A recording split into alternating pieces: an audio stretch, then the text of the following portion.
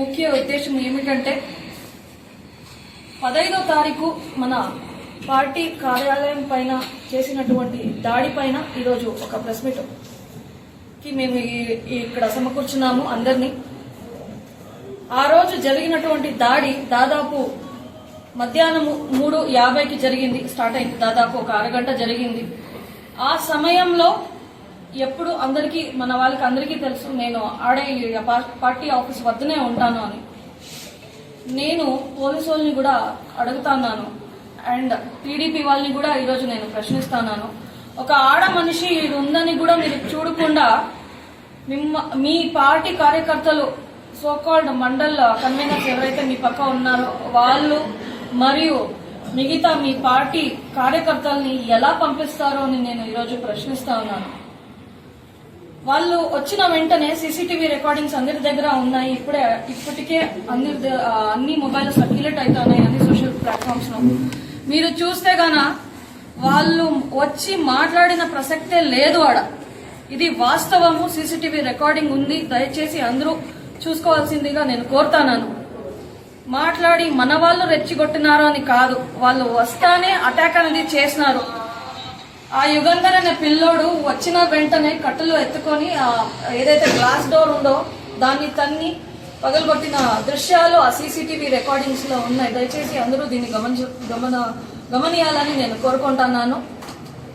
ఇది అయిన తర్వాత చాలా మంది మన వాళ్ళు బయట ఉంటే ఒక 5-6 మంది టీడీపీ కార్యకర్తలు ఎవరైతే ఉన్నారో వాళ్ళని అక్కడ ఆపుతూ వాళ్ళపైన దాడి చేసినటువంటి దృశ్యాలు కూడా సీసీటీవీలో ఉన్నాయి. ఇదే కాకుండా ఒక 5-6 మంది లోపలికి వచ్చి ఏది దొరికితే లోపల స్టీల్ చైర్స్ గాని మరియు ప్లాస్టిక్ చైర్స్ మరియు ఒక పెద్ద వాజ్ ఉంది మరియు ఫ్లాస్క్ అలాంటివన్నీ ఏమి దొరికితే లోపల దాన్ని చేతిలో పట్టుకొని దానినే మారణాయుధంగా కన్వర్ట్ చేసుకుని వాళ్ళు ఏదైతే ఉందో మన గాజు గ్లాస్ దానిపైన దాడులు చేస్తున్నటువంటి దృశ్యాలు మేము చూడవచ్చు. ఇది పరిస్థితి. ఇది విన్న తర్వాత, ఇది సీసీటీవీ రికార్డింగ్స్ చూసిన తర్వాత ఒకటే ప్రశ్న అడుగుతున్నాను. మన వాళ్ళు అడ్డుకుంటే వాళ్ళపైన ఎందుకు మీరు అటెంప్ట్ మర్డర్ కేసు పెట్టినారు? ఇది ఎంతవరకు న్యాయం అని నేను ఈరోజు అడుగుతున్నాను.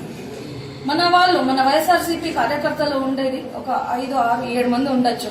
అది తప్పితే వాళ్ళు దాదాపు 50 మంది ఉన్నారు. ఎవరిపైన కేసు పెట్టాలా, ఎవరిపైన అటెంప్ట్ మర్డర్ కేసు బనాయించాలని నేను ఈరోజు ప్రశ్నిస్తూ ఈ మీడియా ద్వారా. అదే కాకుండా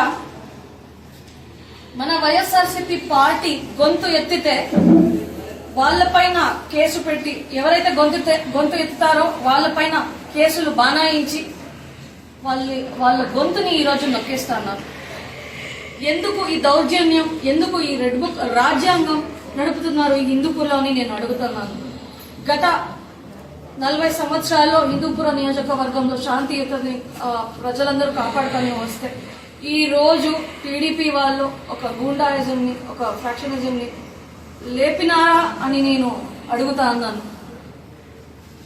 డెవలప్మెంట్ వైపు ఉన్నటువంటి రూలింగ్ గవర్నమెంట్ చూసుకుంటే మంచిది. ఇటువంటి రెడ్ బుక్ రాజ్యాంగంని మీరు నడిపితే మేము ఊరుకునేది లేదు. లాఫుల్లీ మేము బదులు చెప్తాం అని నేను మిమ్మల్ని డిమాండ్ చేస్తూ ఇవన్నీ ఆపాలని కోరుకుంటున్నాను. అదే కాకుండా 2 రోజుల కింద మన ప్రశాంత్ గౌడన్న ఉంటే ఏదో వ్యాపారం చేసుకుంటా ఉంటే వాళ్ళ పైన కూడా ఎక్సైజ్ సిఐని వాళ్ళు కాల్ చేసి ఏదో బెదిరించినారు అని చెప్పి కేసు బనాయించినారు. ప్రూఫ్ ఏమి ఉంది అని నేను అడుగుతున్నాను. తప్పుడు కేసులు ఎందుకు పెడతా అన్నారు అని నేను అడుగుతున్నాను. మన వాళ్ళు ఎవరైనా వ్యాపారాలు చేసుకుంటా ఉంటే గొంతెత్తితే ఇలా నొక్కుతారా? ఇది తప్పు అని నేను టీడీపీ వాళ్ళకి చెప్తాను. ఇది ప్రశాంత్ గౌడ్ అన్న పైన అయినటువంటి కేసు ఎఫ్ఐఆర్ కాపీ ఉంది.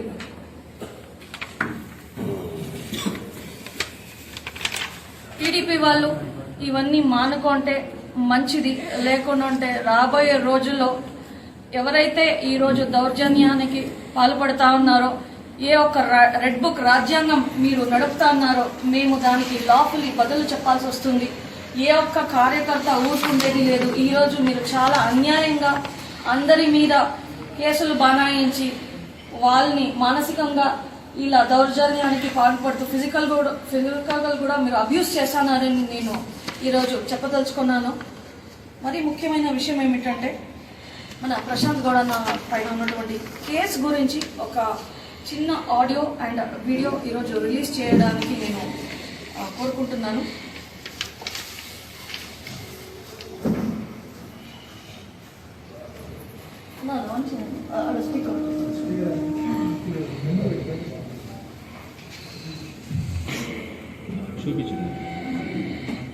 అట్లే చూపినా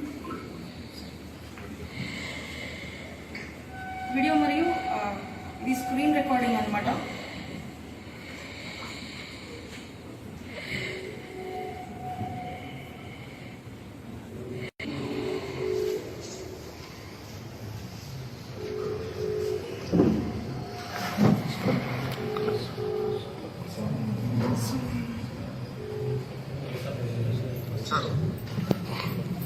హలో సార్, సూర్య సార్ ఫోన్ చేయమన్నా మీకు ఏం లేదు బాగా సూర్యుకి చెప్పాను. ఎట్లా ఉందంటే ఇప్పుడు 10 గంటలకు ట్రైన్ నుంచి రిటర్న్ వస్తున్నాడు. ఉంటావా 3 ఏళ్ళు ఏం చేస్తారు ఏమంట బాబా ప్రశాంత్ ఏమనుకోద్దు ప్రశాంత్, నన్ను క్షమించు. అంతకంటే నేను చెప్పలేను. కాదు సార్, ఏంది నా మీద ప్రైవేట్ కంప్లైంట్ పెట్టుకున్నారంటే నేనేం చేశాను అంటే నాకు అర్థం కదా.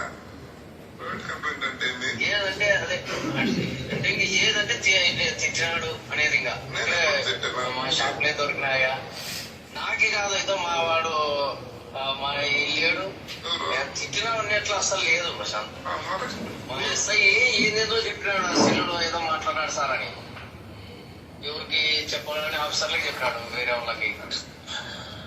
నేనేం మాట్లాడినాను సెల్లులో? ఎవరికి మాట్లాడినాను? హలో, మీరేం మాట్లాడినారని లేదు ప్రశాంత్, మీరేం మాట్లాడినారని కూడా కాదు. ఏమి ఫాల్స్ కేసు పెట్టమన్నా ఏం ప్రశాంత్, ఏం చెప్పాలో నాకు అర్థం కాలేదు. నా పరిస్థితి 5 రోజుల నుంచి ఇంకా అసలు ఇప్పుడు శబరిమలకి మాల తీసుకున్నాను. రైల్వే స్టేషన్ లో 10:10కి ట్రైన్ రైల్వే స్టేషన్ లో ఉంటే ఇద్దరు వస్తున్నాం. మాల కూడా వెళ్ళాక ఏం చెప్పారంటే ఆయన సంతకాలు పెట్టమన్నాడు. మీరు ఫాల్స్ కేసు పెడితే మేము సంతకాలు పెట్టము, మీరు కేసు ఫైల్ చేసుకోండి అని ఇంతే చెప్పాను నేను ఆయనకి. తప్పేలా అవుతుంది సార్? ప్రశాంత్ ఏం జరిగిందో ఏమో దేవుని. ప్రశాంత్ ఒకటి మీరు తప్పు చేశారని నేను అనట్లే కానీ నేను ఏం చెప్పలేము ప్రశాంత్. పెట్టింది ఫాల్స్ కేసు, ఆటికి ఊరికే ఉన్నాం మేము. మళ్ళీ ఇంకా అది ఇది అంటే వేరే అవుతుంది కదా సార్ మీకు. ప్రశాంత్ నేను ఏం చెప్పాలి ప్రశాంత్, నాకే అసలు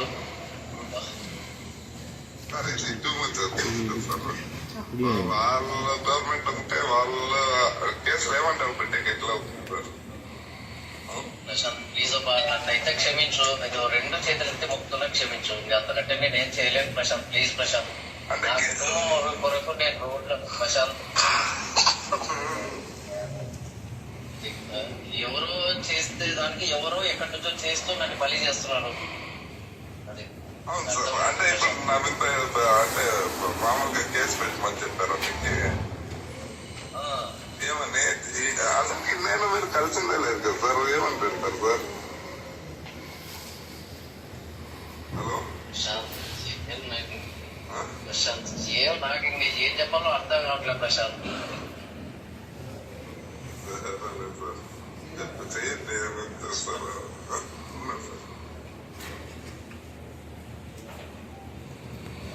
మనకి ఒక న్యాయం అనేది చేయాలని నేను కోరుకుంటున్నాను ఈ ప్రింట్ అండ్ ఎలక్ట్రానిక్ మీడియా ద్వారా. ఇప్పుడు ప్రశాంత్ అన్న వ్యాపారం చేసుకుంటా అన్నాడు. ఒక వైఎస్ఆర్సీపీలో ఒక స్టేట్ లెవెల్ లీడర్ అని కూడా మీకు కడుపు మంటాయి ఇటువంటి గొంతుల్ని నొక్కేస్తున్నారని నేను అడుగుతున్నాను. ఇంకొకటి మరీ ముఖ్యమైన విషయం ఏమిటంటే ఫాల్స్ కేస్ అని వాళ్ళు కూడా ఏదో ఒక రకంగా ఒప్పుకుంటా అన్నారు. అవతల మాట్లాడుతూ ఉండేవాళ్ళు సారీ కూడా చెప్తా అన్నారు. వాళ్ళని ఎవరు ప్రెషర్ పెడతాన్నారు వాళ్ళకి అని నేను ఈరోజు ఒక పెద్ద క్వశ్చన్ మార్క్ హిందూపూర్ ప్రజల ముందు మన ప్రింట్ అండ్ ఎలక్ట్రానిక్ మీడియా సోదరులకి మరియు మన వైఎస్ఆర్సీపీ కుటుంబం తరపున నేను ఒక పెద్ద ప్రశ్న అనేది పెడతాన్నాను. అందరూ దీని గురించి ఆలోచించి లాఫుల్లీ మనకి ఏం జరగాలో ఆ న్యాయంని మీరు మనకి చేయాలని నేను కోరుకుంటూ, ఈ ఫాల్స్ కేసెస్ ఏదైతే ఉందో దీనికి ఎవరు ప్రెషర్ పెడతానారో అనేది అందరూ కొంచెము ఆలోచించి ఆ నిజాల్ని బయటకు తీసుకురావాలని నేను కోరుకుంటాను. నేను ఒకటి చెప్పదలుచుకున్నాను. వైఎస్ఆర్సీపీ పార్టీ హిందూపురం నియోజకవర్గంలో ఇప్పుడు ఉండేది ఒకటే గ్రూప్. ఆ group YSRCP party Jagananna group అంతే. ఈ ఉన్నటువంటి ఎవరి హస్తము దాంట్లో లేదు.